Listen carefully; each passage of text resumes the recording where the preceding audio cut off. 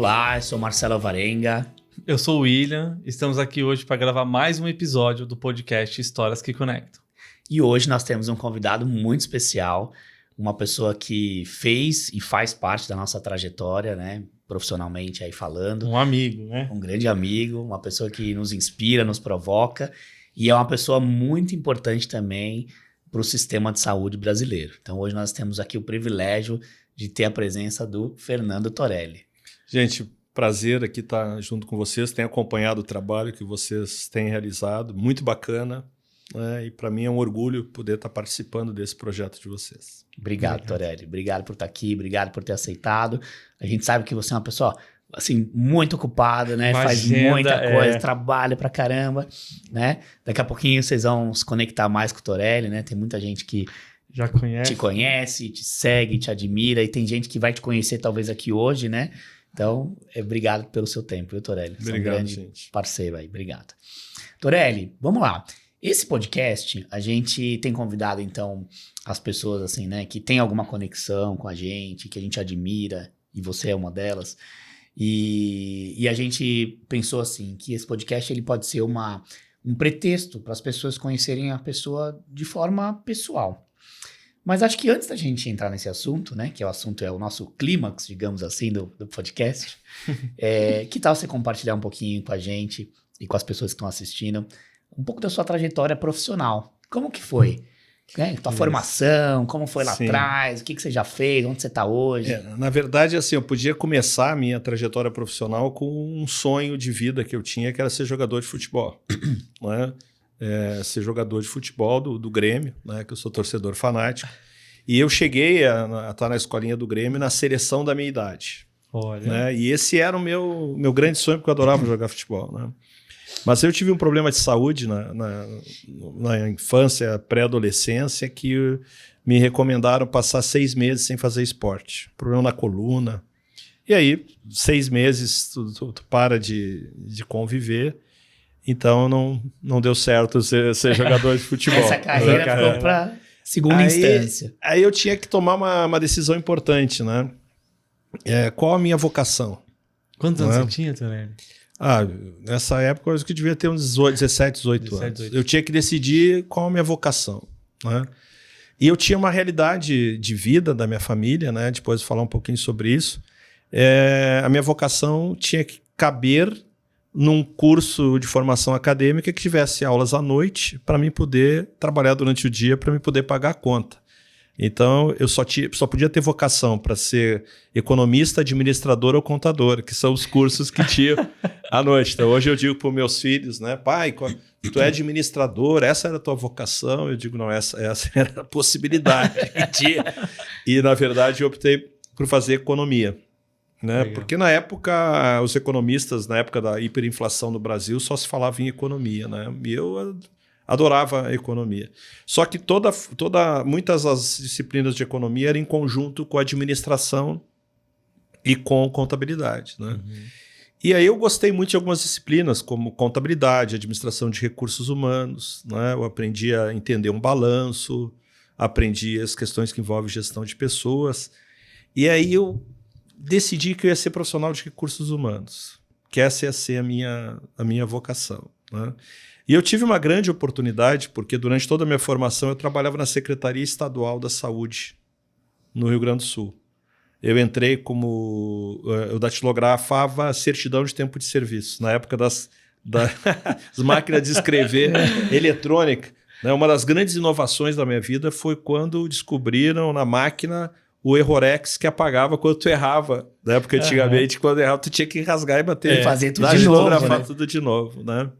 Não existia computador, não existia internet, não existia iPhone, né? E aí eu fui lá na secretaria, eu entrei como datilógrafo, e como eu trabalhava muito, me convidaram para ir para o setor de folhas de pagamento para fazer os pagamentos dos profissionais da saúde. Como eu trabalhava bastante, o meu chefe me convidou para mim ser o subchefe do setor. E depois eu virei o chefe, depois eu virei o subdiretor, e com 21 anos eu era o diretor do departamento de pessoal da Secretaria Estadual da Saúde. Tinha 9 mil servidores. Uau, né? Que legal. E assim, Jovem, né? eu era completamente maluco, né? Se eu não terminasse o trabalho no dia, eu levava tudo para casa para terminar de noite, porque eu nunca admitia deixar de fazer alguma coisa no dia. Então, assim, as pessoas que me conhecem hoje têm que saber que eu já fui muito pior. Né? Já fui muito, mas muito pior. Torelli, e sempre foi uma característica sua ser assim? Se cobrar, ter aquela coisa do... Sim. Tá bom. Né? E sempre me colocando à disposição para fazer o trabalho dos outros com o objetivo de aprender o trabalho dos outros também. Né? Então, e obviamente que sendo assim na vida, a gente não ganha só amigos, né? Porque tem pessoas que, pô, esse cara é um carreirista, quer fazer o trabalho de todo mundo. O que a gente faz em um dia, ele faz em uma hora. Né? E aí, quando eu virei o diretor do departamento de pessoal, chegou um dia, houve uma troca de governo, né? E cargos de gestão na administração pública, eu saí e aí eu tinha que decidir o que fazer. Eu tinha 2 oportunidades. Surgiu um emprego na Ziv Hércules Cutelaria, né? Ou ser chefe de recrutamento e treinamento no Hospital de Clínicas de Porto Alegre. O Hospital de Clínicas de Porto Alegre, eu nunca imaginei trabalhar em um hospital, mas ele ficava a 2 quadras da minha casa, lá em Porto Alegre. O quarto que eu dormia dava de frente para o Hospital de Clínicas de Porto Alegre. E quando eu era adolescente, o meu pai sofreu um acidente muito grave. Meu pai ficou mais de 1 ano internado no Hospital de Clínica de Porto Alegre. Então, eu conheço o hospital muito antes de ter trabalhado em um hospital. Eu e meus irmãos, como familiares, nós sabíamos por onde entrar. Um acidente grave, meu pai foi para a UTI, voltou da UTI, foi de volta para a UTI. Então, eu tinha a oportunidade de ser, imagina, chefe de recrutamento e treinamento naquele hospital que meu pai passou bastante tempo. Né? Uau, hein? Né? Olha o que a vida faz, hein, Torelli? E aí eu comecei minha trajetória na área hospitalar. Né? E, de novo, é destino, oportunidade, e estar preparado para quando surgir a oportunidade. Tá aberto, né, Torelli? E tá com uma dimensão de que você tem que construir a sua própria carreira. E muitas vezes decisões difíceis você tem que tomar. E aí eu entrei no Hospital de Clínicas, né? Tive assim, comecei a trabalhar com recrutamento e treinamento, e eu sempre me preocupei com uma coisa: por que a gente contrata uma pessoa lá no recrutamento, quando tu contrata alguém, é competente? Por que essa pessoa sai depois de 3 anos? E eu comecei a entender as histórias do porquê que a pessoa sai, o que aconteceu, o que foi a liderança. E eu cada vez gostei mais de RH. Mas como eu trabalhava bastante, estava sempre disponível, uma vez como chefe de recrutamento, eu fui fazer um pós em administração de pessoal, administração hospitalar, pós-graduação. E eu ia ter um evento em Gramado, né, um evento da Associação dos Hospitais, e os alunos do pós todos iam ir. Mas eu decidi não ir porque eu tinha muita coisa para fazer. Né? Só que o presidente do Hospital de Clínicas, saudoso Dr. Carlos César Silva de Albuquerque, ele era um dos palestrantes do evento em Gramado. E ele esqueceu os slides, o carretel de slides. Né? E o motorista dele estava com o carro estragado. E alguém tinha que levar os slides do presidente. Aí lembraram de mim, perguntaram: tu não vai no evento? Eu digo: não, é que nós estamos com um problema. Né? Nós estamos com um problema porque ele esqueceu e a gente vai ter que levar. Se tu fosse no curso, tu levaria. Uhum. Ele disse: olha, gente, se o presidente precisa, eu já tô... Eu vou, né? E aí eu fui. E lá naquele congresso eu conheci a Ethel. No congresso que eu não iria ir, né? Uau. Com quem eu sou casado há 35 anos. Que legal. Né? Então, e naquele eu conheci ela, né? Porque ela fazia pós-graduação na turma de Cruz Alta, no interior do Rio Grande do Sul. Né? E voltei, né? Depois do evento. E um dia o Alceu Alves da Silva, que era o diretor administrativo, me convidou para ser assessor no Clínicas. Assessor da direção. Imagina, cara, um guri jovem, Para mim, chefe de recrutamento e treinamento no Clínicas já era. Já me achava bacana. Já tinha meu Chevette. Né? Naquela época. Comprei um Chevette velho, mas para mim ia ter um carro. Né? Uau. Né? O meu carro, que era um carro velho, era o carro mais bacana que a minha família já tinha tido. Né? E eu fui para ser assessor da direção, né? E me meti em tudo. Né? E um dia o hospital teve um problema na área de suprimentos, demitiu o gerente, demitiu o chefe de compras, e o presidente me chamou e disse assim, Torelli, nós queríamos te convidar para ser o gerente de suprimentos do hospital, um hospital de 600 leitos. Eu disse assim, só tem um problema, eu não entendo nada de suprimentos. Eu nunca li um livro de suprimentos. E disse, mas a gente precisa de uma pessoa séria, confiável e que trabalhe bastante. Aí eu disse assim, eu posso pensar? Ele disse assim, pode, desde que tu me responda em 30 minutos. Se diga sim, tu pode pensar. E eu disse, tá bom. Eu fiquei 8 anos como gerente de suprimentos. Né? Mas eu gostava de RH e eu enchi o saco sempre que eu podia, dizendo assim, cara, o dia que tiver uma oportunidade no RH, né, como gerente de RH. Aí depois de 8 anos eu me tornei o gerente de RH do Hospital de Clínicas de Porto Alegre. Legal. Que aí sim, E eu tinha um problema, porque eu tinha uma visão do que eu achava que tinha que fazer e eu sempre tive um problema de relacionamento com os meus líderes, com os meus chefes. Né? Então, assim, quando eu sou selecionado para uma posição, eu tenho que selecionar o meu chefe. Porque ele não vai conseguir conviver comigo né, se ele não me der autonomia para me fazer o que eu acho certo. Né?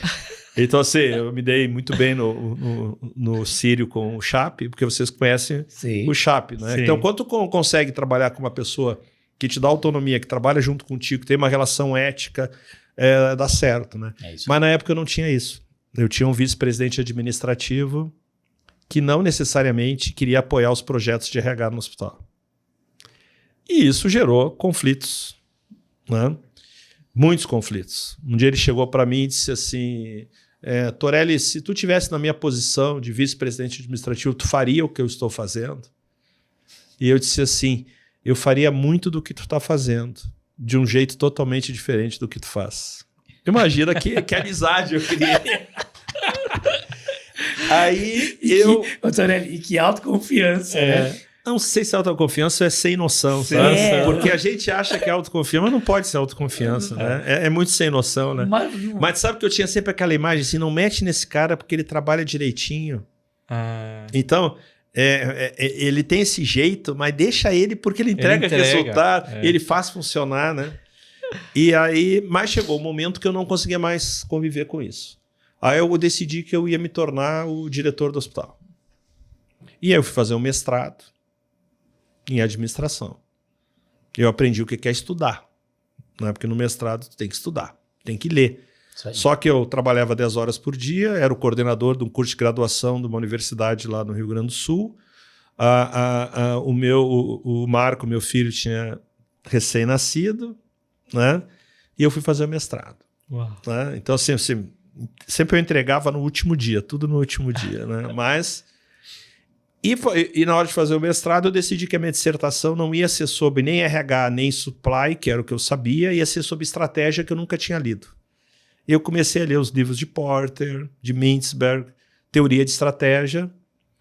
E eu, cara, o RH, na verdade, ele executa a estratégia. Então, tu tem que entender da estratégia, do conceito de estratégia. Só que eu, como gerente de RH, cada vez eu sabia mais, aprendia mais e ficava mais ansioso e aumentava o conflito. Porque, vamos combinar, a ignorância é uma parceira da felicidade, né? Maravilhosa. Agora, quando tu é consciente... Cara, aí depois de 20 anos, eu pedi demissão do Clínicas para ser gerente de RH no Hospital Mãe de Deus, em Porto Alegre, a convite do Alceu, que trabalhou comigo no Clínicas, porque eu imaginava que num hospital privado talvez eu tivesse chance de um dia ser diretor. E lá no Clínicas sempre ia ser um professor da faculdade de medicina que ia ser convidado para ser vice-presidente administrativo. Aí fui, essa decisão sim foi difícil, né? Porque eu podia me aposentar no Hospital de Clínicas e eu saí para o mesmo cargo, com o mesmo salário num outro hospital, que eu ia ter que provar de novo que eu sabia. Né? E aí fui para o Mãe e depois de 8 meses recebi um convite de um candidato a presidente no Clínicas, que ia trocar a gestão, dizendo, Torelli, nós vamos fazer uma chapa para concorrer, porque o hospital universitário, os dirigentes são eleitos pela comunidade. Né? E aí ele me convidou para competir, para ser o vice-presidente administrativo. Mas eu estava empregado no Mãe. Como é que eu ia competir? 8 meses, né? Aí eu cheguei para a direção do Mãe e disse, olha, eu quero dizer para vocês que eu vou competir para ser o vice-presidente. Os caras também. E nós? Aí eu disse, eu vou competir.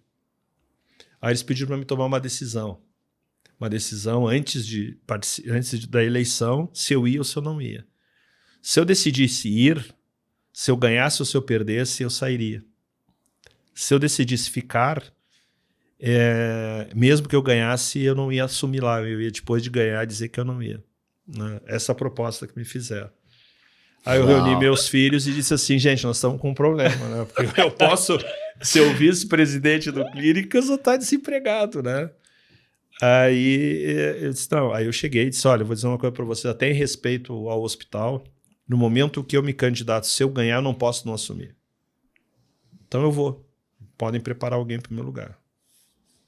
E a eleição lá é debate no auditório com 300 pessoas. E o Sindicato dos Trabalhadores era contra a nossa chapa, apoiando outro candidato. E eu era o antigo gerente de RH. Então... Né? Só que eu conhecia todo mundo no hospital, me relacionava com todo mundo. Né? Eu sempre me relacionei. Eu vou no Clínicas hoje, eu abraço o guarda, eu abraço o professor, eu abraço... Você tinha uma história, né, Torelli? E aí eu ganhei. E me tornei vice-presidente administrativo. Né? Porque eu queria ser um dia diretor, porque eu queria fazer com que os projetos de RH que eu tinha andassem. E aí eu descobri que meus projetos de RH eram ruins. Porque quando tu tem a visão do teu setor, tu não tem a visão da empresa inteira. Do todo. Muito bom. E aí eu tinha que entender que o RH tinha que ajudar a cuidar do doente. Tinha várias dimensões que eu não tinha a menor ideia. Né? Mas eu sempre tive fama de ser alguém que entrega resultado. Né? E depois de 4 anos da gestão, eu decidi que eu não ia me candidatar de novo, porque eu não ia pedir voto de novo. Porque eu ia ter que dizer para as pessoas que eu não ia fazer aquilo que elas queriam de mim, porque eu não concordava. Sim. E aí surgiu uma mega oportunidade, o Dr. João Polanzik, Hospital Moinhos de Vento, me convidando para ser superintendente de operações no Moinhos. Né? E aí eu tive que tomar de novo essa decisão de ir para o Hospital Moinhos de Vento. Quando eu cheguei no Moinhos, eu digo assim, meu Deus do céu, eu estou vindo para o melhor hospital privado. E eu trabalhei 20 e tantos anos no hospital público. Né? Será que eu vou conseguir? O que eu vou encontrar lá? Né? É muito interessante, porque no hospital público, para te fazer alguma coisa, tu tem que passar por 10 instâncias. E quando eu chego lá, eu pergunto, tem que decidir isso aqui. Eu digo, tá, e para onde nós vamos discutir? Aí disse assim, é tu que tem que decidir. Você que vai dizer. Eu disse, eu. Mas aí eu descobri uma coisa, o fato de ser um hospital rico faz com que seja menos eficiente. E aí eu levei a eficiência do Hospital de Clínicas para o Hospital Moinhos de Vento, junto com a equipe que está lá. O Mohamed, que é o atual CEO, já estava quando eu cheguei como superintendente financeiro. E quando nós chegamos lá, o Moinhos faturava menos que o Mãe de Deus. Né? Hoje o Mãe deve estar faturando uns 800 milhões, o Moinhos 1,5 bilhão. Né? E o Moinhos é uma das grandes potências no cenário nacional. Né? Só que assim, por que eu fui contratado para o Moinhos? Porque o Moinhos construiu um prédio, fez um plano de expansão que não aconteceu no prazo que deveria acontecer e teve um sonho de desenvolver um sistema próprio, gastou milhões e nunca rodou nenhuma linha no sistema próprio, precisava um choque de eficiência. Né? Aí eu entrei para o Moinhos, como superintendente de operações do Moinhos, né? Aí eu estava no cargo bacana já, né? Só que eu sempre fui da área administrativa, né? E o Dr. João Polanzik, o CEO, o médico, E um dia ele chega para mim e diz assim, Torelli, eu tomei uma decisão de vida, eu vou me aposentar. E eu te indiquei para o conselho para tu assumir como CEO. Uau. Eu disse, doutor João, não faça isso. Você é um médico, tem reputação, é respeitado. Fica aqui. Não te preocupa que o trabalho a gente faz. Mas a gente precisa da sua pessoa, da sua estatura. Né? Porque quando eu tinha que implantar alguma coisa, eu digo, gente, eu já combinei com o doutor João. Eu não vou poder dizer que eu combinei com o doutor João, vou ter que dizer que é eu mesmo. E ele disse, eu já tomei essa decisão e já indiquei teu nome para o conselho e o conselho aceitou. Tu será o CEO do Hospital Moinhos de Vento. Eu disse, cara, não faça isso comigo. Né? E aí eu assumi, mas eu nunca sabia o que era ser CEO, né? Porque tu passa a ser o responsável pela enfermagem, pela área médica. E eu não tinha a menor dimensão do que era isso. Aí, bem nessa época, a Ethel, num evento do IHI, em Londres, disse assim, tem um evento bacana do IHI em Londres, não quer ir, né? Eu disse, eu quero, mas eu quero ir para passear em Londres, eu não estou a fim de ficar em evento de qualidade e segurança, né? Não sei nem o que é isso, né? Eu disse, não, vamos, tu vai no evento, né? E não precisa ficar o tempo inteiro, né? Eu disse, tá bom, vou. Aí eu chego, 5.000 pessoas. Aí eu digo assim, isso aqui é uma igreja. 5.000 pessoas cantando, fazendo dinâmica. Eu olhava assim, o que é isso? E aí um primeiro palestrante, ele abre com fotos de crianças lindas, idosos na praia, e disse assim, todos eles morreram no meu hospital por um erro que poderia ter sido evitado. Nossa. Aí eu olho, e eu nunca tinha ouvido falar em evento catastrófico. Eu sabia falar de finanças, de suprimentos, de RH. Aí o palestrante disse assim, o que vocês estão sentindo? Aí eu disse assim, eu estou sentindo raiva, quero culpar alguém, né? E ele disse assim, o que vocês estão sentindo vai trazer algum deles de volta? Né? E aí, não, né? Agora, se vocês se tornarem um ativista de qualidade e segurança, ano que vem talvez tenham menos pessoas nessa apresentação. Aí naquele dia eu entendi o que era ser CEO de um hospital. Aí eu cheguei no Moinhos, perguntei quantos eventos adversos catastróficos, qual é os planos de ação, o que nós estamos fazendo. E desde lá eu tenho toda semana uma reunião para tratar disso pelos hospitais onde eu passei. Legal. E é uma das reuniões mais difíceis que tem. Né? Aquilo se transformou, né, Torelli? Fez eu entender o que é ser CEO, porque eu não tinha a menor ideia o que é ser CEO. Conectou com uma parte que encaixou com as outras, né? Muito bom. E aí eu acho que essa dimensão, né, da qualidade e segurança... Gente, nós vivemos num país que 8% dos hospitais possuem algum nível de acreditação. Então a desigualdade no acesso a protocolos de qualidade e segurança nesse país é uma coisa absurda. E a gente convive com isso. Né? E aí eu virei o CEO, né? E passei na trajetória bacana lá no Moinhos, eu estava bem. Eu era o CEO do Hospital Moinhos de Vento em Porto Alegre. A vida, né? Uma casinha na praia. Né? Aí um dia, o doutor Chap me liga e disse assim, nós estamos fazendo a seleção para o diretor executivo do Sírio. E eu não quero abrir a seleção, eu queria que tu viesse aqui fazer uma entrevista com o conselho.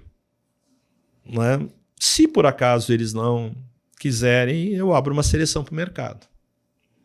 Aí eu disse, gente, eu juro para vocês, eu vim várias vezes a São Paulo e eu conhecia de Congonhas até o lugar do evento. Uhum.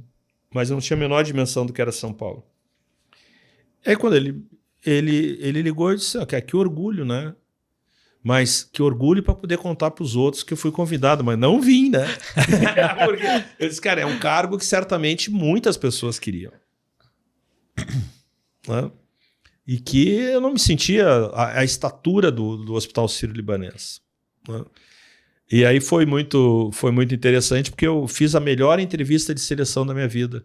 Porque eu disse claramente tudo que eu fazia bem, tudo que eu não fazia bem, porque eu queria que desse certo. Eu estava com medo de dar certo o que eu ia contar em Porto Alegre para dizer que eu ia vir para São Paulo.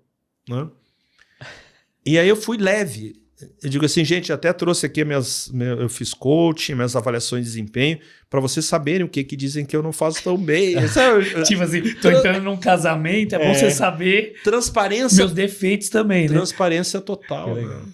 Só que o Círio tinha construído aquele prédio, precisava um choque de eficiência. Olha só. E aí a história se repetindo. E aí eu chego, daqui a pouco o Chape liga e diz assim, olha, eles querem te contratar. Não, eu digo, não, gente, eu não mereço isso. De novo. Como é que eu vou contar lá no... Meu chefe, o presidente do conselho do Moinhos, era o Dr. Opperman, um pediatra, um ser humano assim fantástico. E eu tinha que contar para ele que eu ia sair. E aí eu cheguei, disse, Dr. Opperman, fui convidado para ser o diretor executivo do Hospital Sírio-Libanês. E ele disse, Torelli, nós não queremos que tu vá. Para nós não vai ser bom, mas eu poder dizer que eu tenho um amigo que vai ser diretor executivo do Sírio-Libanês, um gaúcho que está indo para ser para esse cara, eu quero dizer que eu estou muito orgulhoso de ti. Né? Eu saí, a sucessão foi feita por Mohamed, que está até hoje lá, ou seja, a mesma equipe que o Dr. João criou, pelo qual eu virei o CEO, o Mohamed, mostrando que quando a cultura assume a gestão, né, ela constrói as lideranças dentro da própria organização. Isso. Que legal. Né? E esse, para mim, é o maior conceito de gestão que eu aprendi. 3 anos e meio no Sírio. Aprendi também uma frase que é administrar é a arte de desagradar. Né? Se tu quiser agradar todo mundo, não ter administrar uma instituição. Né? E também aprendi que mais importante do que entrar é você saber a hora de sair e como sair. Né? Então, teve um dia que eu procurei o conselho, o Chape, e disse, olha, acho que chegou o meu momento, reuni as lideranças, expliquei, né, por quê, né, e saí. E foi tão interessante, porque eu saí, imagina quando tu sai de uma organização que nem o Sírio-Libanês, o peso que sai das tuas costas. Nossa. Aí todo mundo diz assim, tu tá bem? E eu digo, cara, eu fui caminhar no Ibirapuera de tarde, nunca tinha feito isso na minha vida, escutando música. Eu parecia um ser humano que eu não era, né? Uhum. Aí logo eu fui alguém me liga para cá, liga para lá, me convida para isso, me convida para aquilo. E aí eu recebi um convite para trabalhar como assessor da direção da Unimed Nacional. Né? Aí eu nunca trabalhei em operadora, né? Brasil inteiro. E aí fui trabalhar na Unimed Nacional. E aí de novo o destino. Né? Novembro de 2019, véspera da pandemia que ninguém sabia. Uhum. Se eu tivesse ficado na operadora, eu teria ficado toda a pandemia em home office.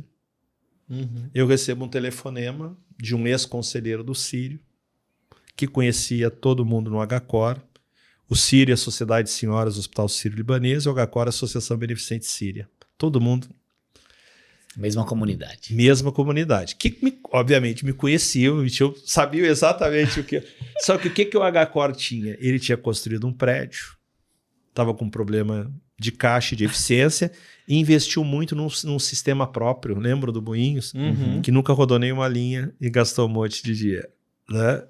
E aí me convidam para uma reunião do conselho do HCOR. Né? E eu disse assim, gente, só tem um problema. Se perguntarem por que eu saí do Sírio, o que eu digo para eles, né? Aí o conselheiro disse assim, Torelli, eu não sei. Diz qualquer coisa que tu acha, né? E aí eu fui. Né? E aí perguntaram para mim, mas por que tu saiu do Sírio? Eu disse, olha, chegou o momento que eu queria fazer do meu jeito, gerava tantos conflitos na alta governança, que era melhor para todos que eu saísse. Até por uma questão de saúde. Eu tive no Sírio, pela primeira vez na vida, eu aprendi o que era burnout. Né?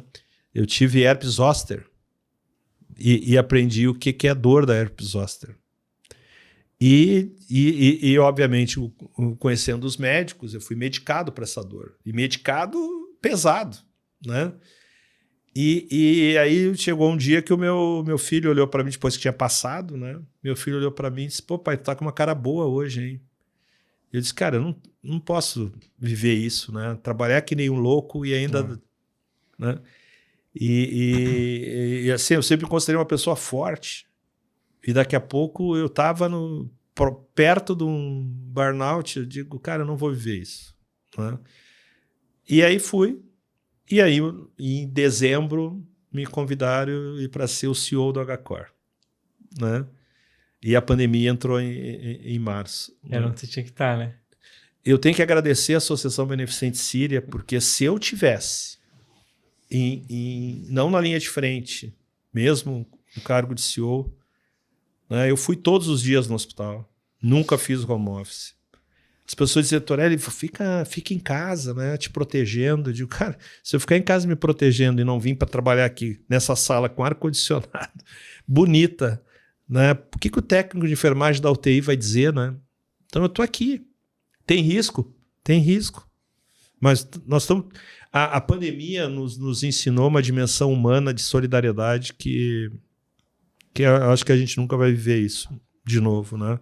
Mas ela nos sequelou. Porque a gente teve medo de morrer e teve medo de matar transmitindo para um familiar. E essa sequela não está tratada ainda. Tanto é que as doenças mentais... E aí eu estou há 5 anos, vou completar 5 anos agora no HCore. Né? E além disso eu criei uma associação de trabalho voluntários que nós ajudamos hospitais públicos em processo de gestão. Os voluntários da saúde. Os voluntários da saúde, que é uma dimensão bem legal, né? Que é doar o teu bem maior, que é o teu tempo. Né? E vou completar 5 anos. Então, e é professor também. Tenho cursos em plataformas digitais, dou aula, dou palestra, né? Mas de novo, se vocês olharem quantas vezes o destino me ajudou, né, nessa trajetória, mas eu tenho dito muito nas palestras, né? Esteja sempre na liderança da sua carreira. Porque você tem que saber a hora de sair, você tem como se posicionar, o que você aceita, o que você não aceita. Né? Se você tentar agradar todo mundo, você não serve para o cargo. Né? Mas a gestão, e nós estamos vivendo depois da pandemia, 2020, Covid, 2021, variante P1, 6 mil mortes por dia, 2022, Omicron, hospital lotado de gripados e o resultado do hospital desapareceu. 2023 a gente acordou e disse, acabou a Covid. Maior crise de sustentabilidade da área hospitalar. Sim. Aumenta glosas, operadoras em crise de sustentabilidade. Então, assim, nós não saímos da pandemia. Sim. Porque a pandemia, suas consequências para o ambiente da saúde, elas continuam. E nós estamos nessa dimensão que vai 5 anos. E o profissional de saúde está cansado. As lideranças estão esgotadas. Né? E a gente tem que reconectar o nosso princípio da preocupação com a beira do leito, com os trabalhadores da beira do leito. Só que você hoje está vivendo uma dificuldade de sustentabilidade muito grande. Né? Então é assim, você tem que saber a hora de tomar as decisões. E tá preparado, né, Torelli?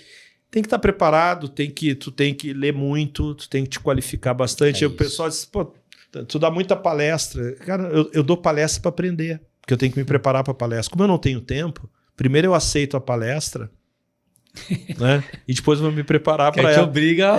Não, e de novo, eu aprendi que na palestra você tem que contar a sua trajetória e não... É isso. E uma coisa que eu fiz, eu disse, cara, eu tenho uma experiência. Eu vou gravar um curso com a minha experiência prática e teórica. E vou convidar algumas pessoas. Eu gravei 24 aulas no meu curso. Né? Só que eu gravei o curso... eu tive a ideia e eu coloquei numa plataforma digital que eu nunca tinha imaginado fazer na vida. E daqui a pouco eu me lembro que eu estava na praia, no Rio Grande do Sul. E aí o meu filho, o Marco e a Ethel me ajudaram a criar na Hotmart lá o curso, né? Eles disseram, cria, isso aqui ninguém vai ver, né? E aí eu fui na apresentação do Luizito Soares, do Grêmio, em Porto Alegre. Ah, você foi? Eu saí da praia só para ir para a apresentação. E aí durante a Freeway, lá começou assim, vender um curso. Eu digo, vender um curso, cara. Eu sei... vendeu 2, vendeu 5, vendeu 10. Eu digo, cara, agora eu vou ter que gravar essas aulas. Cara. Agora eu vou ter que fazer o curso. Eu brinco que quando eu tiro férias, eu tinha que tirar férias de mim, para não inventar absolutamente nada. Porque os voluntários nasceram numas férias que eu fiquei pensando, como é que a gente pode ajudar? Né? Ô, Torelli, e posso, assim, queria te agradecer, né? A sua trajetória, ela é muito inspiradora. Incansável, né? E pra mim ela traz muitas lições, sabe? Assim, eu acho que você foi contando, assim, mudanças, fechamentos de ciclos, tomada de decisão. E eu queria te falar uma coisa, assim, que eu tive o privilégio, né, de trabalhar com você, o William também. E eu já falei isso pra você pessoalmente, mas talvez nunca num evento assim gravado. Eu quero deixar isso registrado. Eu aprendi várias coisas com você. Mas tem uma coisa que eu aprendi muito com você, que é a tal da intimidade profissional. E para quem não entende um pouquinho disso, né, assim, eu vou falar na minha visão aí, se você puder depois complementar, porque eu aprendi com você, né, você é o proprietário dessa temática. Sim. E que, na verdade, assim, acho que foi muito interessante, né, quando eu contei isso no episódio que eu fiz aqui com o Chap, que assim como o telefonema dele mudou a tua vida, sim, né? De sair de Porto Alegre, vir pro Ciro, vir para São Paulo, mudar a tua família, tudo. O telefonema do Chap também mudou a minha, né? No momento em que eu tava ali tendo saído do Einstein, mas estava trabalhando com essa parte de experiência, tinha me formado, né? Tinha ali uma bagagem teórica e prática, mas assim, não tinha um lugar para poder, claro, de fato, viver aquilo.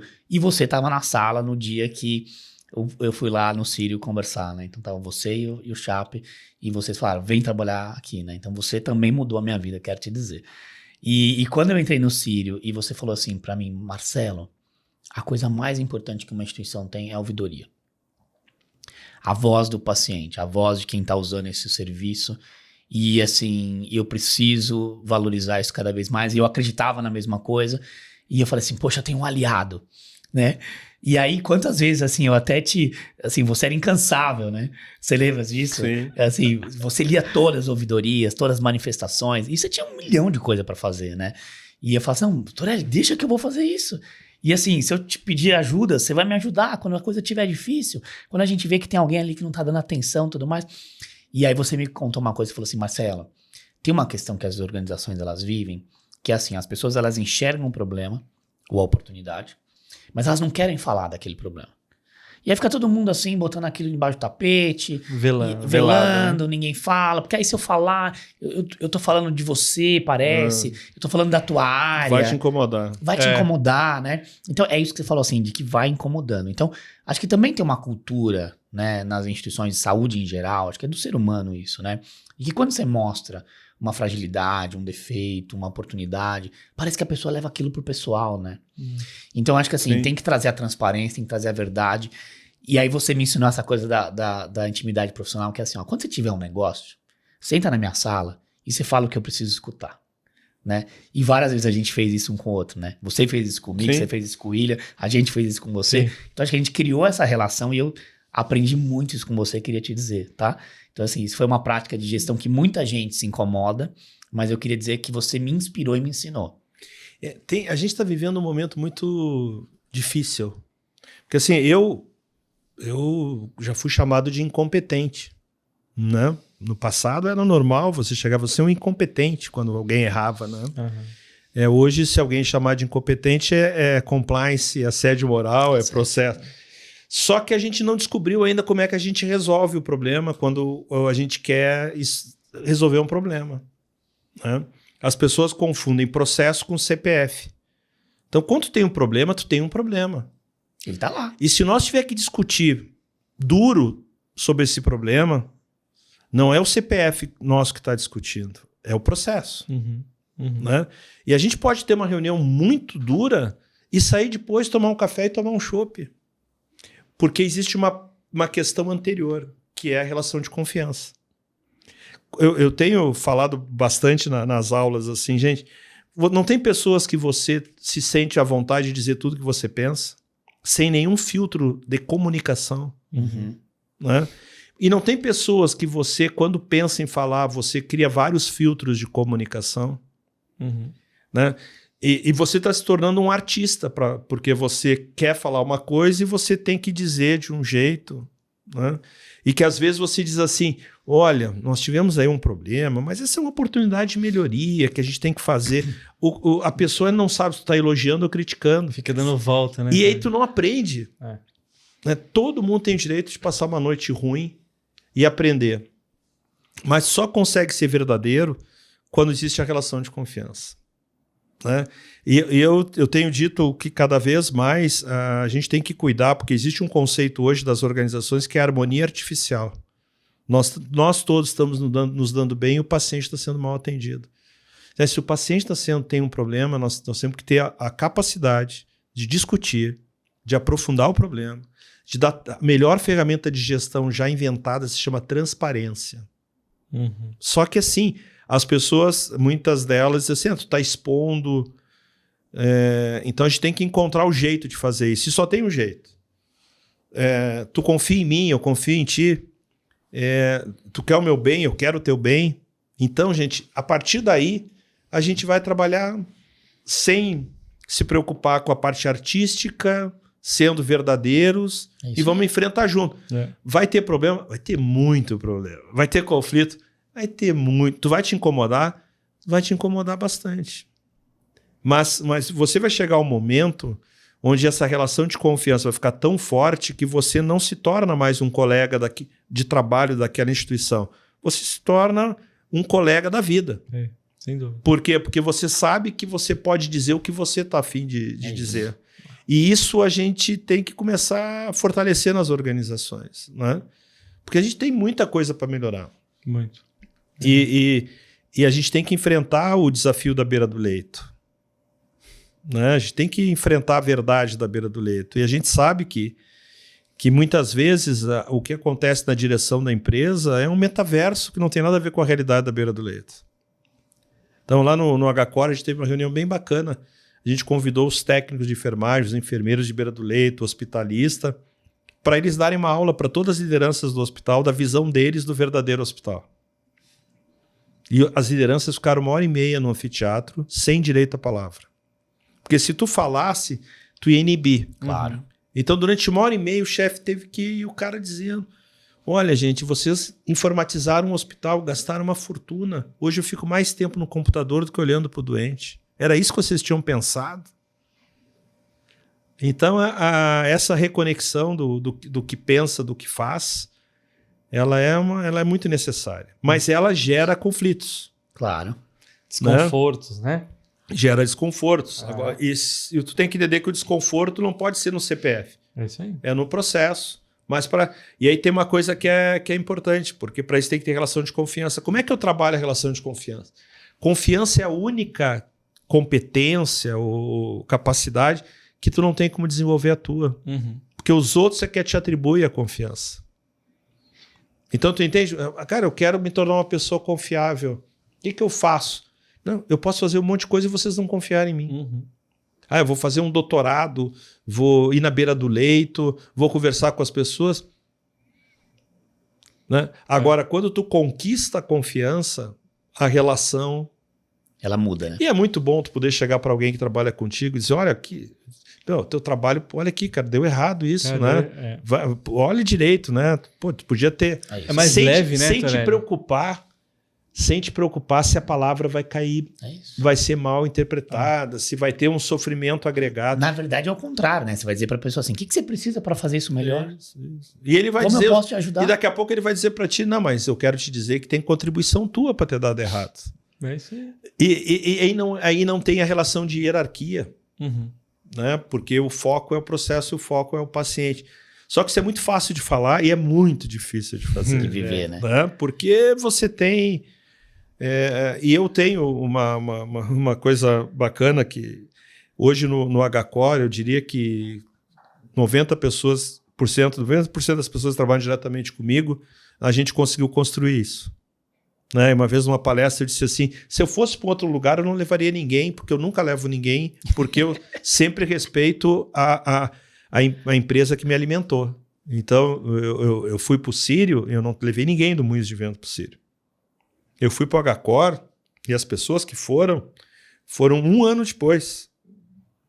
Que primeiro eu tinha que saber quem é que estava dentro do HCOR e se essas pessoas não poderiam formar a equipe. Uhum. Né? Eu disse, hoje 90% das pessoas, se eu fosse para um lugar, eu gostaria de levar. Aí eu falei isso, todo orgulhoso numa palestra, alguém levantou a mão e disse assim, mas será que eles te levariam? Aí eu disse assim, cara, vou ter que pensar sobre isso. Ô, Torelli, eu vou te pedir permissão aqui. A gente vai voltar nesse assunto centralidade em pessoas, tá? Gestão, centralidade em pessoas, saúde. Tem uma parte dessa conversa nossa aqui que eu queria mudar um pouquinho o rumo, que é assim, e quem é o Torelli? Torelli, pessoa.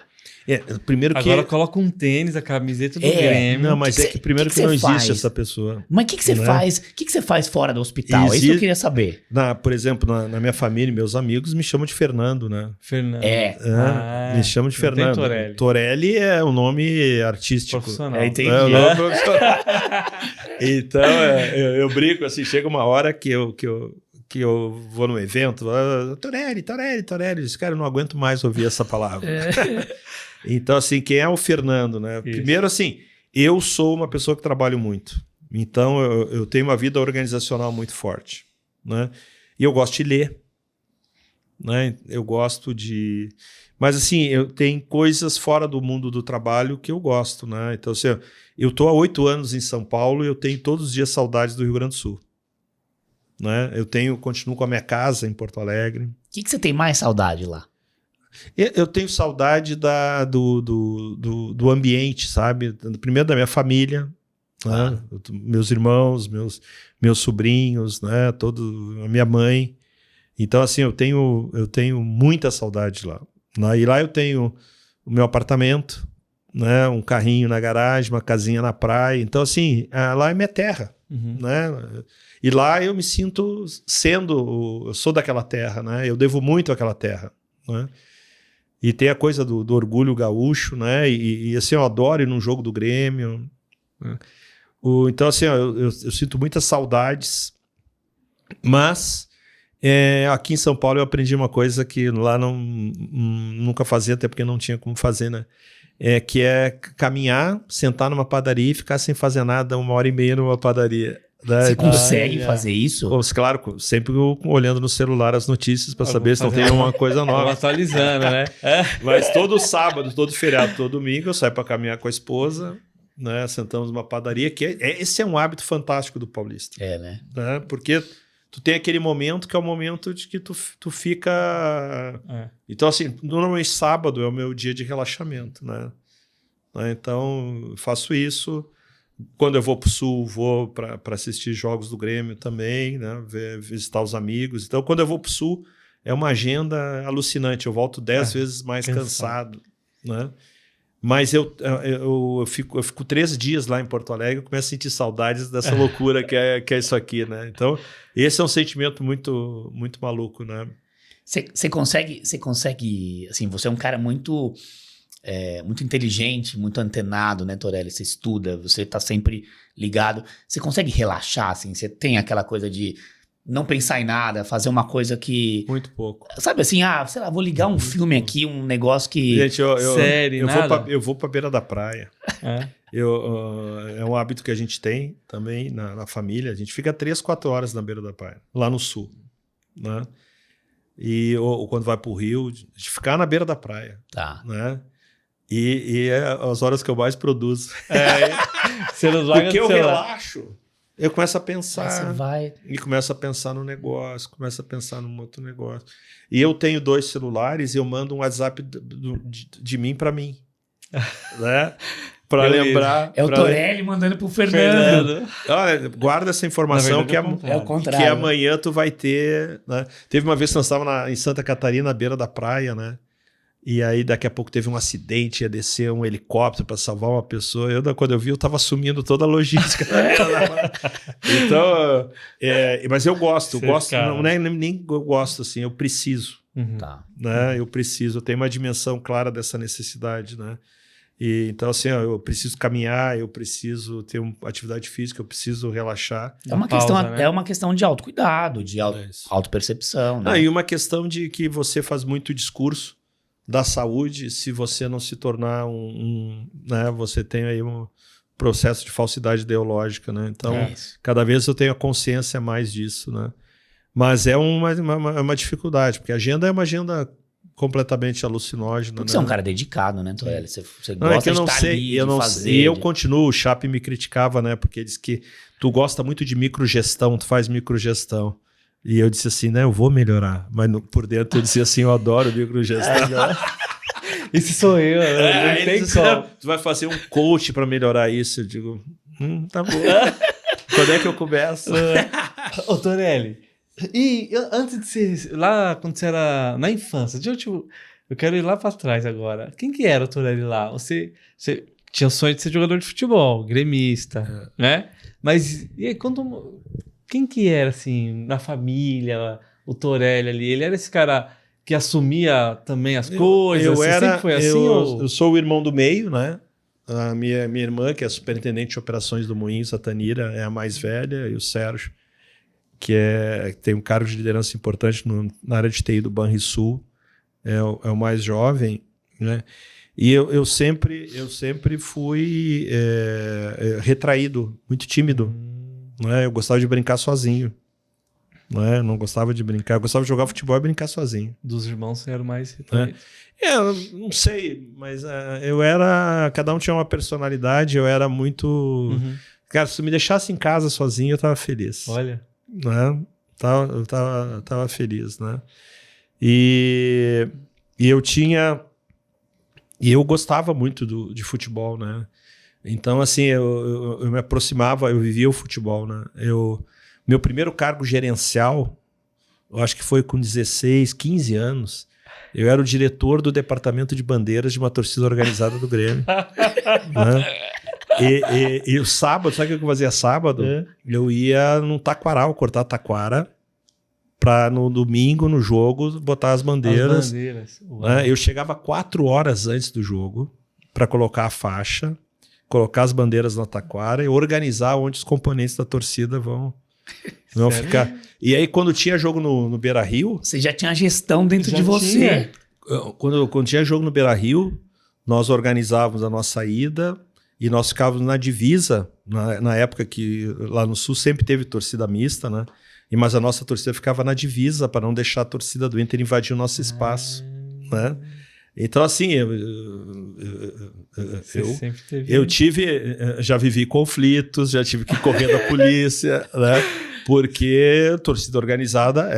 hoje as torcidas organizadas têm uma questão de violência que no passado tinha também, mas não essa violência de matar, né? Né? Mas eu sempre fui um bom negociador. Né? Por exemplo, a minha torcida era uma torcida independente, então nós não éramos ligados ao clube, então nós podíamos vaiar, podíamos fazer um monte de coisa. E o Inter tinha uma torcida independente também. E na época a gente se comunicava, né? Eu cheguei a assistir jogo do Inter no Beira-Rio, dentro de uma torcida organizada do Inter. Nossa. Né? Pela relação que tinha. Que legal. Né? Eles só diziam assim, se o Inter levar um gol, tu não vai vibrar aqui.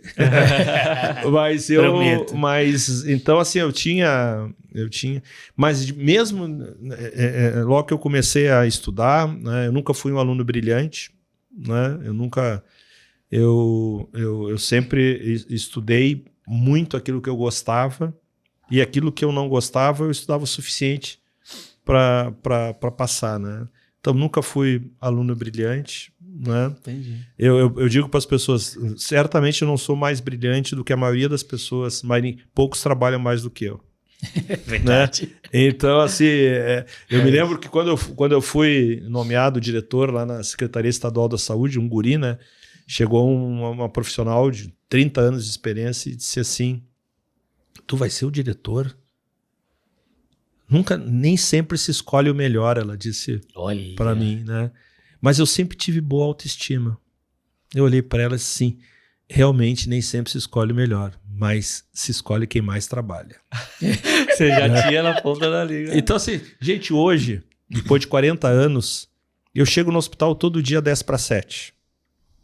Das 7 às 8 eu fico sozinho na minha sala. Eu fico me organizando, lendo o material das reuniões. E, normalmente, eu sou um dos últimos a sair.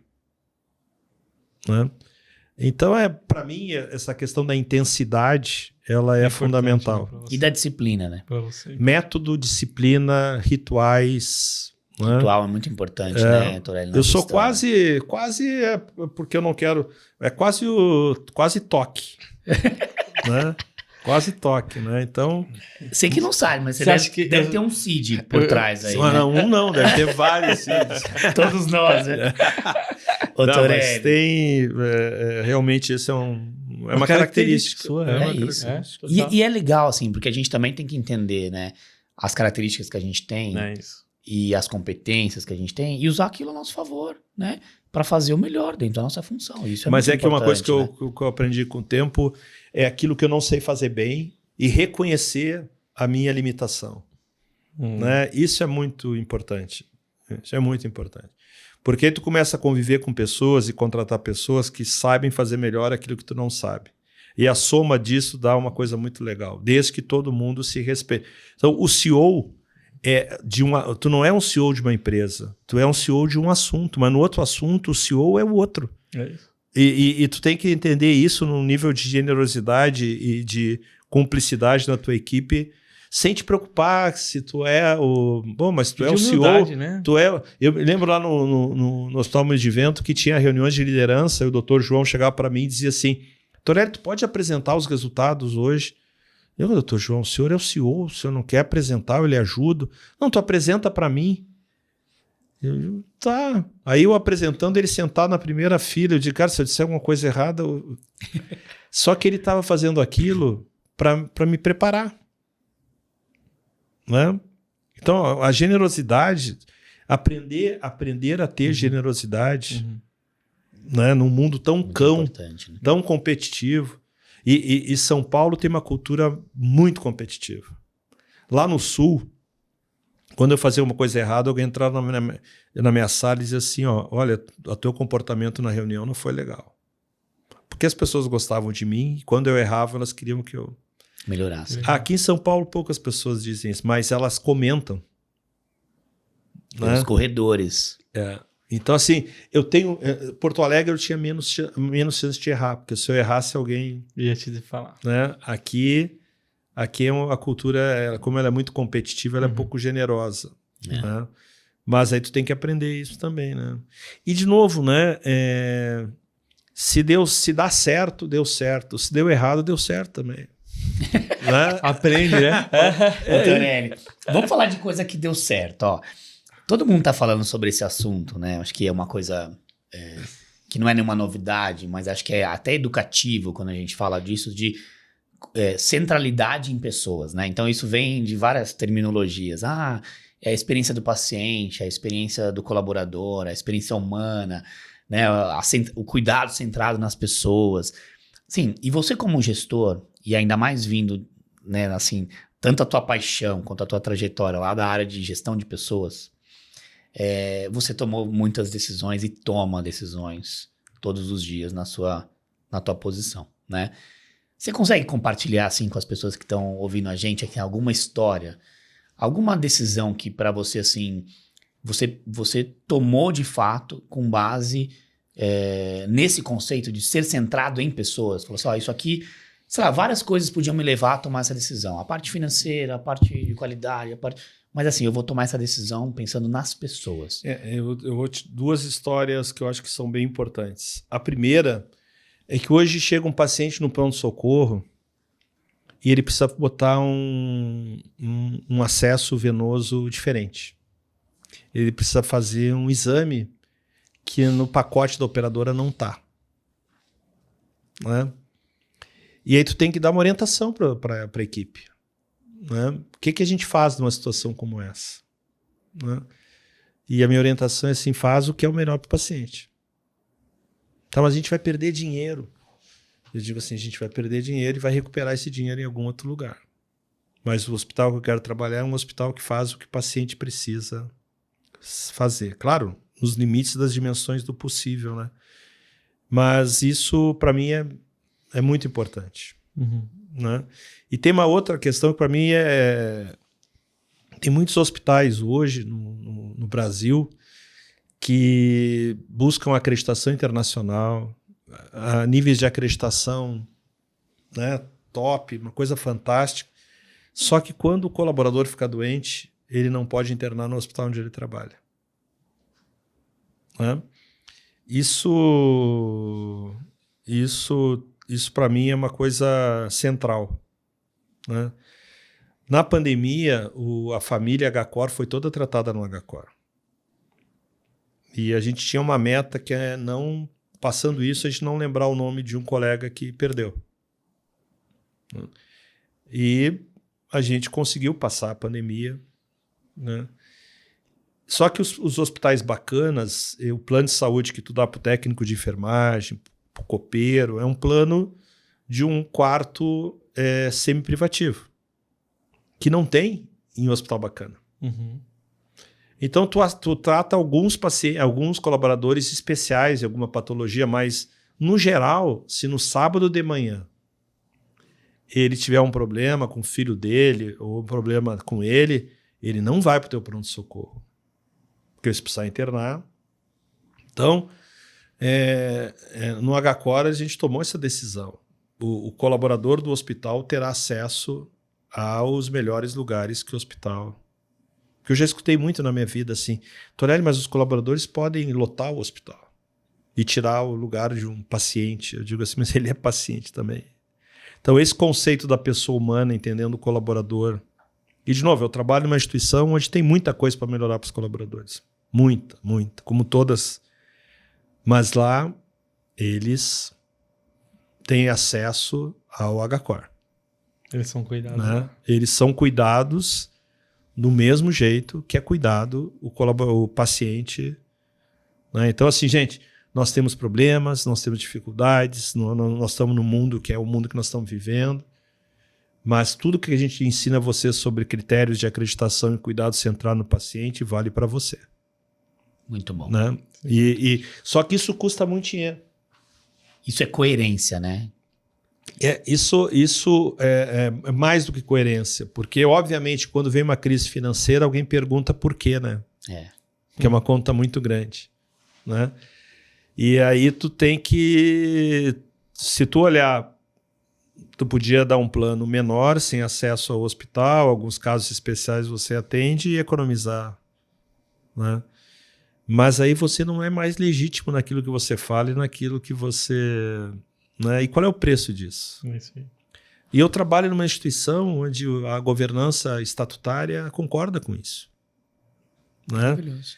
Então, eu acho que o cuidado centrado na pessoa humana, ele tem que realmente ter uma consistência, uma coerência, uma resiliência para quando alguém te criticar.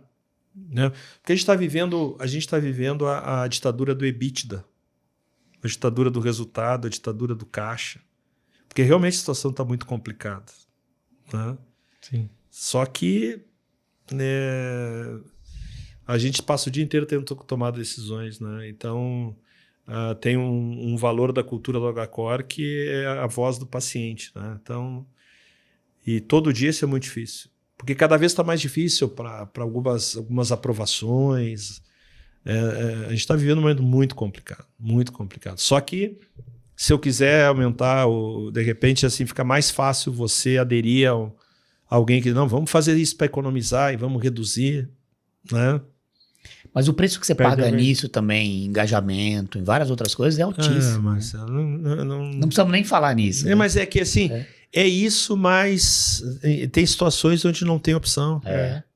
Né? Tem situações onde não tem opção. É isso. E se posicionar, obviamente que tem risco, né? Claro. Tem pessoas que não, mas isso não pode. Né? Eu digo, pode. Né? E nós vamos fazer. Né? Porque isso nos dá a legitimidade.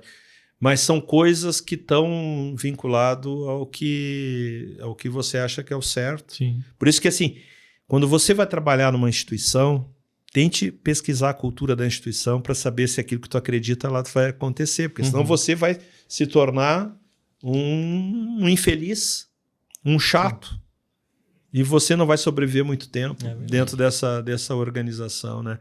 Então você tem que escolher essa. Eu tive muita sorte na vida que eu sempre tive líderes que eram pessoas muito bacanas, né? E que me permitiam ser eu, né? E, obviamente, errando, acertando, mas que permitiam eu dizer aquilo. Eu nunca tive receio de dizer o que eu achava. Eu nunca numa reunião fiquei quieto para preservar meu cargo, né? Eu brinco que eu trabalho como se todos os dias fosse meu último dia de trabalho. Então, eu sou obrigado a duas coisas. Um dia eu vou acertar, né? Eu tenho que primeiro saber o que eu vou fazer amanhã, né? Já que eu trabalho pensando que... E se é meu último dia de trabalho, eu vou dizer o que eu penso, né? Eu vou dizer o que eu penso. E, obviamente, em determinados momentos, gera um super conflito. Sim. Desconforto. Né? Desconforto, pessoas... Tem pessoas que tu não te conecta. A gente tem que admitir isso. Tem pessoas que a gente não se conecta. Sim. Né? Claro. E isso é um conflito. E fracassar numa conexão profissional faz parte do jogo. Né? Então, tu também tem que admitir que não deu, que... E tá tudo bem, vamos para outra... E tá tudo certo. Caminho, né? Então, assim, eu já tive situações difíceis onde nós achamos que tu tem que fazer isso. Eu digo assim, tá bom, gente. Se vocês entendem, vamos fazer. Só que não comigo. Né? Mas tá tudo bem. É isso aí. Tá tudo certo. Ninguém aqui tá dizendo que eu sei mais ou que o que eu tô defendendo. Eu aprendi a não precisar defender com bravura as coisas que eu acredito. Porque se não quer, também tá certo. Eu posso estar errado. Só não vou estar aqui porque eu vou atrapalhar. Né? Então, essa vida organizacional ela é muito complicada e a gente tem que estar preparado para ser quem a gente é. Sim. Eu não estudei teatro. Então, eu não sei ser outra pessoa. Torelli. Né? E falando assim, né? Trazendo tua bagagem, tua trajetória, tua experiência, para onde você acha que a saúde está caminhando? Eu queria te fazer acho que a gente está indo pro final aqui da nossa conversa, né? E eu queria saber um pouquinho sobre assim, a tua visão de futuro para a saúde. Né? Eu acho que a gente tem... Dentro desse cenário complexo. Exato. A gente está vivendo uma dimensão... Quem está nascendo hoje, a expectativa de vida vai superar 100 anos. É isso. Né? A gente tem que olhar... Assim, o homem, o ser humano, tem no livro Homo Deus, ele quer... O seu sonho é ser Deus, superar Deus. E para superar Deus, nós temos que conseguir vencer a morte. E se você olhar, eu quando nasci, em 1964, a minha expectativa de vida era 58 anos. Hoje a média de expectativa de vida está em 76. Em 2050 vai ser entre 80 e 90. Em 2100 vai ser... E quem está nascendo hoje vai viver até 2100. Então, assim, essa coisa é fantástica. Só que nós temos um problema. A gente vive num país que tem 205, 210 milhões de habitantes e ele não produz, ele não tem uma indústria, uma geração de... Certamente aqui nessa sala tem alguma coisa que nós estamos usando que está gerando royalties para os Estados Unidos ou para a Europa. Só que essa reunião lá nos Estados Unidos e na Europa não gera royalties nenhum para o Brasil. Então nós temos um problema de geração de riqueza. O mundo... O civilizado, ele investe de 5 a 7 mil dólares per capita em saúde. O Brasil tem menos de $1.000.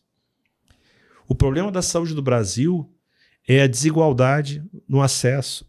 O problema da qualidade da experiência do paciente na beira do leito de muitos hospitais brasileiros, gente, eles estão numa dimensão muito atrasada. Então, o problema da saúde no Brasil o Brasil, diferentemente da Europa, a Europa, primeiro, ela enriqueceu e depois ela envelheceu. O Brasil está envelhecendo rapidamente e nunca vai enriquecer, porque a gente não tem indústria geradora de riqueza.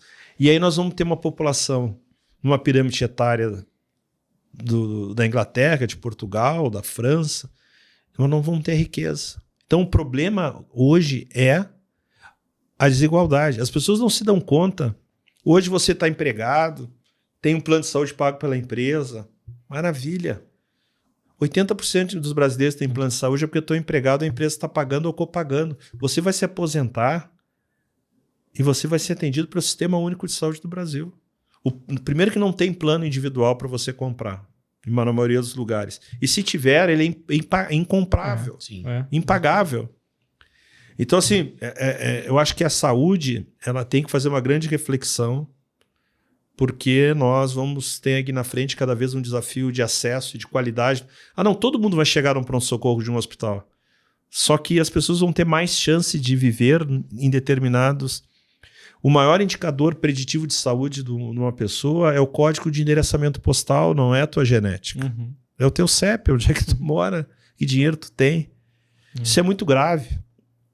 Então, o desafio de ser eficiente, de ter qualidade, de ter um acesso à saúde de qualidade, São Paulo tem mais de 40% da população com plano de saúde. Piauí tem 7%. É muito diferente. São Paulo, a idade média ao morrer por bairro, tem bairros que é 80 anos a idade média ao morrer. Tem outros bairros que são 59 anos. Criminalidade, acidente de moto, dificuldade de acesso à saúde. E a diferença desses dois bairros é 50 minutos de carro. Sim. E a gente reclama que está sendo assaltado. Por que estão nos assaltando? Vamos triplicar a polícia. Né? Vamos triplicar a polícia. Então, assim, a gente tem um grave problema social. E a gente fala em experiência da pessoa humana, experiência do paciente, por uma minoria de hospitais que tem condições de falar desse tema. Uhum. Então, assim, se tu perguntasse assim, uma coisa que eu queria que o governo criasse uma linha de um grande projeto de experiência do paciente que envolve acreditação, núcleos de qualidade e segurança, processos, e gerasse um funding para investimento nos hospitais públicos e filantrópicos. Para que no Brasil, em 2050, 50% dos hospitais brasileiros tivessem um padrão de acreditação adequado. Isso seria uma revolução sanitária, né? E a gente precisa olhar para isso. Se a gente não olhar para isso, nós vamos viver mais. Sim. Nós vamos viver melhor. Mas a gente não vai poder sair de casa. Nossos filhos, quando saem à noite, vão voltar de Uber, a gente não dorme. Quando tu vai para a Europa, aquela sensação de segurança, de pegar o metrô e ficar caminhando de noite. Gente, a gente precisa viver isso. Agora não vai viver isso com a desigualdade que a gente tem. Ô Torelli, e sabe o que é curioso? Assim, por exemplo, você contou uma coisa aqui na tua trajetória de viver a gestão num serviço público e viver a gestão em serviços privados, né? E acho que tem uma coisa assim que você já falou pra mim, já falou em outros fóruns que a gente também já se encontrou lá na pós, em várias coisas, que é também assim, o aprendizado que um ambiente tem com o outro em termos de gestão, né? Em termos de eficiência, de colaboração, de conhecimento. Você acha que isso também é um caminho para o futuro da saúde? Os voluntários da saúde, a gente fez uma parceria com a ANAP e com a Federação das Santas Casas, com a FEOSP aqui em São Paulo. A gente fez um curso de formação de liderança para todos os líderes das Santas Casas de São Paulo. São 1.500 pessoas que se conectam. Deu aula ao Henrique Neves, do Albert Einstein, a Vânia Bahia, do Sírio, né? A Elideia, da Redditor. Então, tu imagina essas pessoas falando para todas as Santas Casas, né? E aí eu dei aula também. Eu disse assim, sabe qual é a diferença que nós temos como gestores? Vocês um dia podem ocupar o cargo de CEO do HCor, se vocês continuarem investindo na carreira de vocês. Eu nunca vou ter competência para ocupar o cargo que você tem, porque eu não sei fazer uma saúde com pouco dinheiro. O que vocês faturam por mês, a maioria dos hospitais desses grandes de excelência faturam numa semana. Uhum. Quem é o mais competente aqui? Eu? O mais competente é tu. Só que tu não teve acesso, até porque tu não tem recurso para metodologia, para consultoria, para formação. Então, o que eu quero é doar esse conhecimento, essa minha experiência para você, reconhecendo que você é mais competente do que eu. Muito bom. Porque senão a gente diz, não, nós os bacanas, né, e as Santas Casas. Cara, na pandemia, quem segurou foi o Hospital da Cidade. Uhum. Né? Então, as pessoas falam no metaverso, né? Nós somos o metaverso. Nós somos o metaverso social. Né? Então, a gente tem que olhar para eles e conviver com eles é muito importante. A Vânia Bezerra veio aqui num encontro com a gente E ela trouxe uma mensagem dizendo assim, que a educação é a forma de maior rebeldia contra o sistema, né? Em tudo. E é isso, né? A democratização do conhecimento fará a grande revolução. É isso. Né? Sem dúvida. E o conhecimento é uma coisa bacana, porque é a única coisa que quanto mais tu divide, mais se multiplica. Então, assim, ela é uma arma na transformação social. Né? E a gente tem que olhar para isso como uma vocação, porque quem está na área da saúde, o Chape me ensinou isso, né?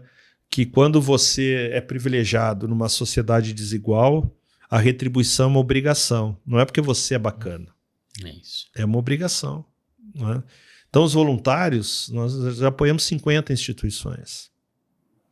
Né? E quando tu vai conhecer um hospital que atende pacientes deficientes físicos e mentais, né? Em Trindade, Goiás, ou a Vila São Cotolengo, o Hospital São Julião, no Mato Grosso do Sul, um hospital que veio da Hanseníase, e tu vê o nível de engajamento deles, cara, tu tem que ter vergonha. Porque se tu tá desmotivado, tu vê problemas, né? Eu consegui colocar numa palestra do CONAP o pessoal do São Julião lá. Gente, elas falavam com uma legitimidade, com uma verdade, para aquele monte de bacana. Né? Maravilhoso. Então, é essa verdade, essa essência que a gente tem que fazer. Resgate. Só que, de novo, isso tem que se tornar um grande projeto. Nós estamos agora com a HCOR em parceria com o Moinhos de Vento, no PROAD, com um projeto lá em Porto Alegre e Canoas. Nós estamos apoiando com uma consultoria de gestão 7 hospitais impactados Que legal. pela enchente. Né?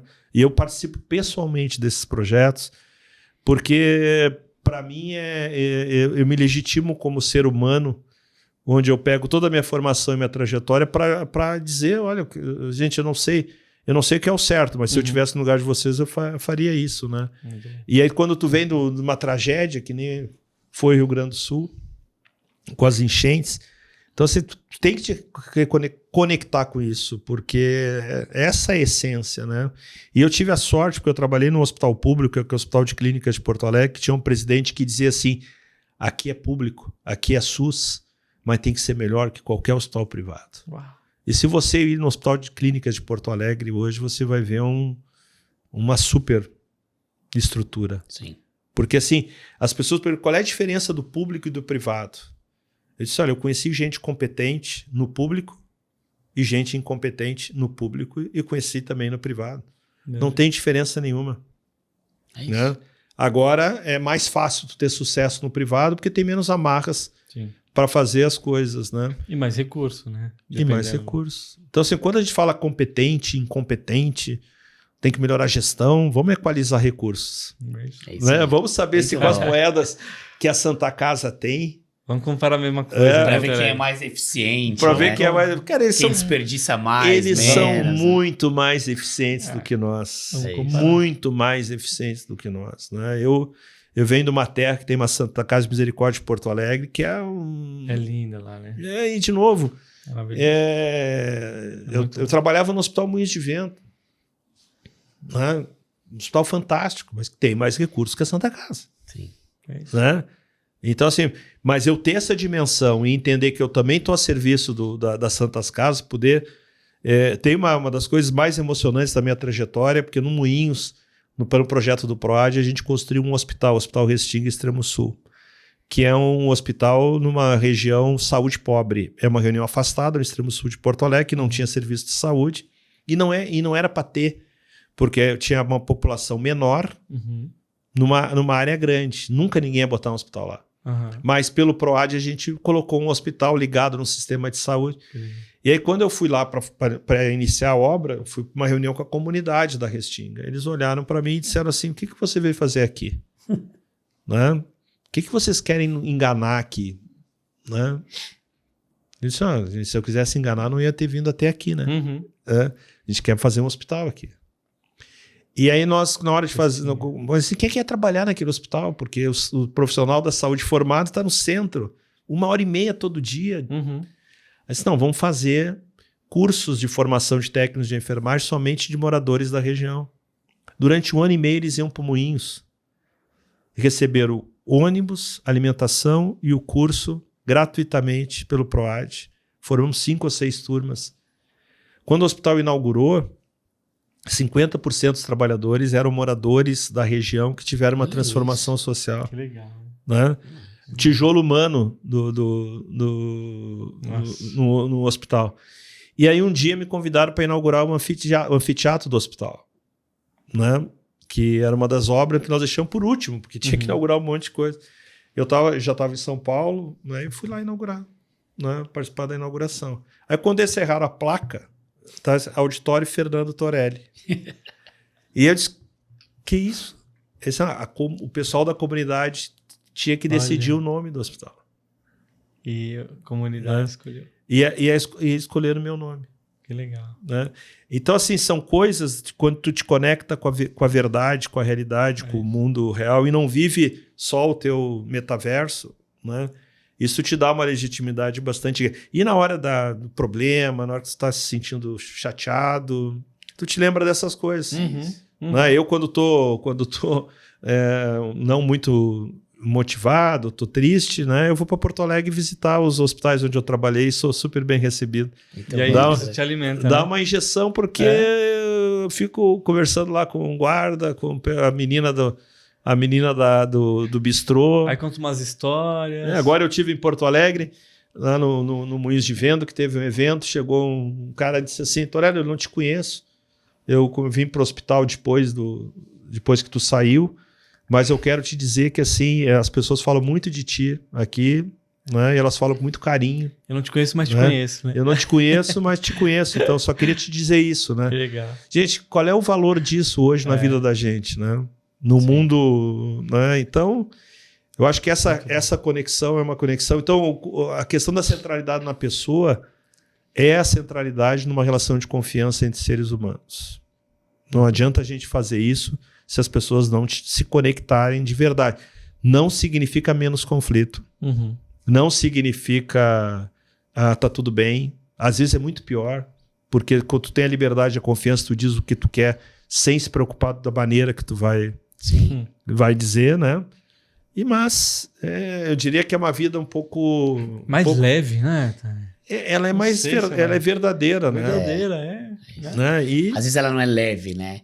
Assim, é o que o Torelli falou, assim, às vezes tem que falar uma coisa e aquilo em si, ele é pesado, ele machuca, mas a vida como ela é, né? É isso. Né? Eu acho que esse a grande lição.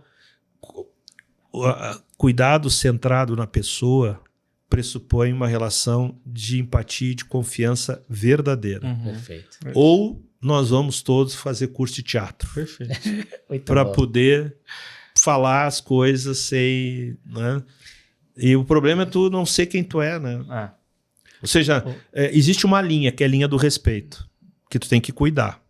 Porque tu não pode dizer e ultrapassar essa linha. Perfeito. Mas abaixo dessa linha, na relação de confiança... Né? E você vai construindo, né, Torelli? É isso. Né? E é óbvio, às vezes tem sucesso, às vezes não tem sucesso. Tem pessoas que não gostam de ti, né? E tá tudo certo. E vamos né? Eu brinco, se tu quer que todo mundo goste de ti, o único cargo que tu pode ocupar é o de Miss Simpatia no baile das Miss. Mas nem assim, acho que não, ela é eleita por todas as Misses, né? Ela é eleita por todas. Ela nunca foi a mais bonita, mas ela é a mais simpática. Ela é a mais simpática. Se tu tá na vida, tu quer ser simpático, tá tudo certo. Mas assim, se tu quiser criar rupturas, melhorias, fazer coisas diferentes, tu não vai ser simpático. Né? Porque às vezes a verdade é difícil de dizer, né? É difícil de dizer. Mas ela é a verdade. Né? Torelli, acho que tem várias mensagens aqui já nesse episódio. Acho que a gente já tá aqui 1h20 nessa conversa. Acho que eu ficaria aqui mais 3 horas com chopp, então. Mas, cara, assim, queria te agradecer primeiro pelo seu tempo de novo, por estar aqui com a gente. Né? Eu acho que a gente vai deixar aqui um espaço agora para você dar uma mensagem para quem você quiser. Usar sua câmera ali, que tá com o nome Fernando, não é Torelli. Mas dá uma mensagem para quem tá assistindo, só para você saber, assim, às vezes são gestores, às vezes são profissionais de saúde, e tem pessoas que não são da saúde, que assistem também esse podcast. Então, o que está no seu coração, que você está com Que vontade mensagem de dizer, final você deixa pras Eu acho que pessoas? assim, nós temos que ter uma mensagem pessoal e uma mensagem profissional. A mensagem profissional é lidere a sua carreira. Assuma riscos, né? Mas se prepare. Nunca trabalhe para o chefe que você tem, nem para a empresa que você trabalhe. Sempre pesquise melhor modelo de liderança, melhor organização, porque um dia, se você estudar e se preparar para a organização mais desafiadora, você vai estar sempre preparado para aquela que você está. Mas não abdique da liderança da sua carreira. Né? E não confunda, quando você acha que você é competente, que você sabe tudo e está numa zona de conforto, é que a sua carreira começou a cair. Né? Eu adoro a sensação de estagiário, sabe? Do primeiro dia de aula, que tu tem aquele frio na barriga, será que vai dar certo? Então, a alma de estagiário é bom para a gente querer sempre se desenvolver, lê bastante, estuda bastante, te prepara, trabalha bastante, né? Porque através do trabalho a gente retribui para a sociedade muitas das coisas que só através do trabalho tu pode fazer. Tem coisa mais bacana que trabalhar na área da saúde, o teu trabalho poder fazer com que mais pessoas tenham acesso a uma saúde de qualidade, a dimensão social disso é fantástica, né? Na dimensão pessoal, eu acho que a gente tem que cuidar mais da gente, né? A gente tem que... E não pense que eu estou dizendo isso porque eu sou algum exemplo disso, né? Eu sou exatamente Você hoje... tá em busca disso, né? mas eu acho que assim, a gente tem que aceitar nossas limitações, buscar redes de proteção, né? Você tem que buscar redes de proteção, família, amigos, né? Tem que ter rede de proteção, você tem que ter alguns momentos de conforto, né? Eu brinco, eu adoro chegar em casa com a família, sento meu cachorrinho do lado, né? Porque assim, o mundo está muito complicado. Né? As relações humanas estão muito complicadas, né? E assim, a minha geração, não é que a minha geração ela viveu e trabalhou, ela viveu uma sociedade que não é que não tinha internet, não existia computador, não existia iPhone. Quando lançou o primeiro computador, todo mundo disse, agora o mundo vai se transformar, né? Aí no ano 2000 disseram que ia ter o bug do milênio, que ia acabar tudo, não acabou nada. Internet ia revolucionar, agora o iPhone vai revolucionar, agora a inteligência artificial vai funcionar, mas nesses 40 anos, a coisa mais bacana num hospital é alguém entrar no quarto, pegar na mão do doente, ter empatia com o doente, porque é gente cuidando de gente, né? Nunca confunda a tecnologia com a essencialidade humana, né? A tecnologia vai sempre ser o acessório, nunca vai ser o principal, né? E a gente tem que cuidar da gente. Eu acho que criar redes de proteção, admitir as nossas fragilidades, né, as nossas limitações, e tem que buscar o Homo Deus. Ele diz o seguinte: para que a gente busque ser Deus, tem 4 coisas que a gente tem que fazer. A primeira delas é acabar com as pestes. E por mais que a Covid tenha gerado muitos mortos, não é nada perto da gripe espanhola e de outras pestes, né? Você tem que acabar com as guerras. E por mais que o mundo esteja em guerra, o número de mortes não é nada parecido com a Segunda Guerra Mundial, né? Você tem que vencer a morte e a nossa expectativa de vida está aumentando. Só que o 4º ponto é buscar a felicidade. E hoje a sociedade está medicada, a ansiedade, depressão, burnout nas empresas, né? Os pedidos de demissão estão aumentando em relação às demissões, pessoas não aguentam e pedem para sair das empresas. Então a gente está vencendo 3 etapas, mas a busca da felicidade a gente está perdendo. A juventude está medicada, né? Então a gente tem que fazer uma reflexão. Tudo isso tem que valer a pena, né?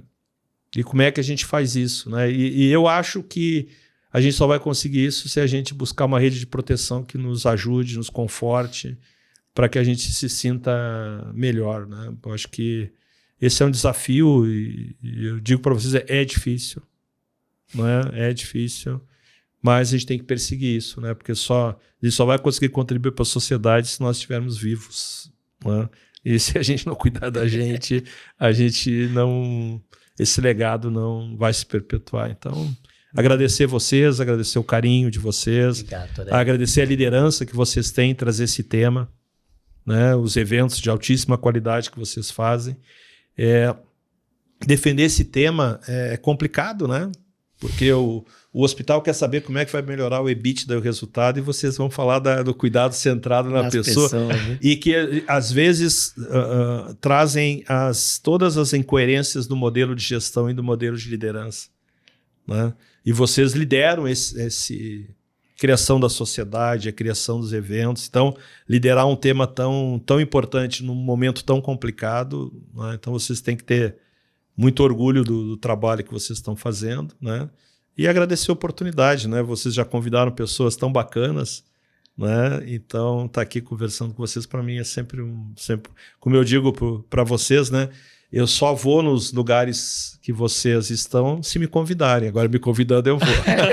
Então, eu estou aqui e estarei sempre, né? Obrigado, como Torelli. embaixador da causa que vocês lideram. Obrigado. Para mim, você traduz aí várias palavras, tá? Mas eu quero te dizer que você me inspira pela sua competência, pela sua trajetória e pela tua verdade.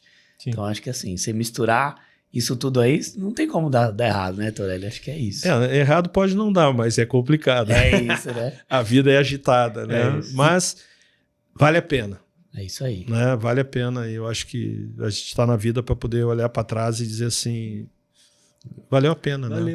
Valeu a pena, né? É isso. E hoje, então, a gente teve a oportunidade de conhecer aqui um pouco mais sobre o Torelli e também sobre o Fernando, né? Então, obrigado, Torelli. Você é um grande amigo, um grande líder, né? Como eu já disse, a gente aprende todos os dias e você é muito importante para a saúde do nosso país. Olha só a tua trajetória, olha tudo que você vem fazendo nas diversas instituições, né? Então, obrigado por estar aqui com a gente. Obrigado, gente. Obrigado. Sucesso. Obrigado, Fernando. Obrigado a você que ficou aqui com a gente até agora também. Compartilha com quem você acha que tem que ouvir essa mensagem do Torelli, essas histórias e esses puxões de orelha às vezes. E esperamos você no próximo episódio. Até lá. Até mais, pessoal.